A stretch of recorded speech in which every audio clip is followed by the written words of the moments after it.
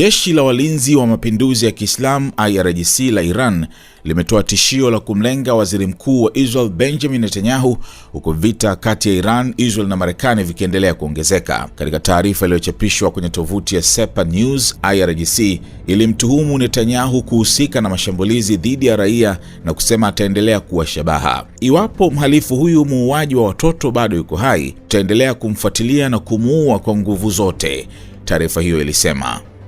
IRGC pia ilitangaza kuanzisha wimbi la 53 la mashambulizi katika operesheni inayoitwa Operation True Promise 4. Kwa mujibu wa taarifa hiyo, operesheni hiyo ililenga vituo vya udhibiti na uongozi vya Israel pamoja na maeneo ya kijeshi ya Marekani katika eneo hilo. Mashambulizi hayo yalihusisha makombora 10 ya kisasa ya hypersonic aina Fatah na Kadri pamoja na drones zilizolenga majeshi ya Marekani katika kambi ya anga ya Al-Dhafra katika Falme za Kiarabu UAE. Iran ilisema mashambulizi hayo yalifanyika kwa kumbukumbu ya wanamaji 84 wa meli ya kivita ya Iran aina Dena ambao inadai waliuawa baada ya meli hiyo kushambuliwa na torpedo ya jeshi la wanamaji la Marekani karibu na pwani ya Sri Lanka Machi 4.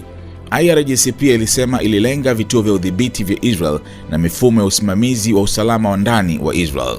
Iran imesema mashambulizi hayo yataendelea hadi Marekani na Israel walazimike kusitisha vita na kukubali adhabu kwa kile Iran inachokiita uchokozi.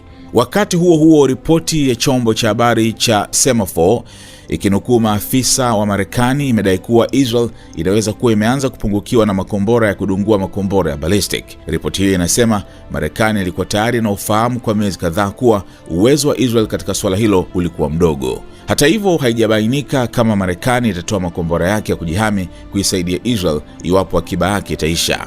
Afisa mmoja wa Marekani alisema Washington bado ina uwezo wa kulinda kambi zake, wanajeshi wake na maslahi yake katika eneo hilo.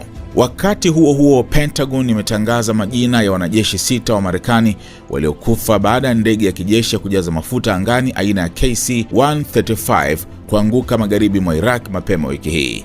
Mamlaka zilisema ajali hiyo haikusababishwa na shambulio la adui. Wanajeshi waliokufa wametajwa kuwa ni John Kleiner miaka 33, Ariana Savino miaka 31, Ashri Preet miaka 34, Seth Kova miaka 38, Curtis Angst miaka 30 na Tyler Simons miaka 28. Watatu kati yao walikuwa wanahudumu katika jeshi la anga la Marekani, huku wengine watatu wakiwa wanajeshi wa Air National Guard. Nchini Israel, watu wawili wamejeruhiwa kidogo katika mji wa Holon baada ya shambulio la kombora la ballistic kutoka Iran. Kwa mujibu wa huduma ya dharura ya Magen David Adom, majeruhi hao waliumizwa na vipande vya mabaki ya kombora vilivyoanguka baada ya kudunguliwa angani. Mwanaume mmoja mwenye umri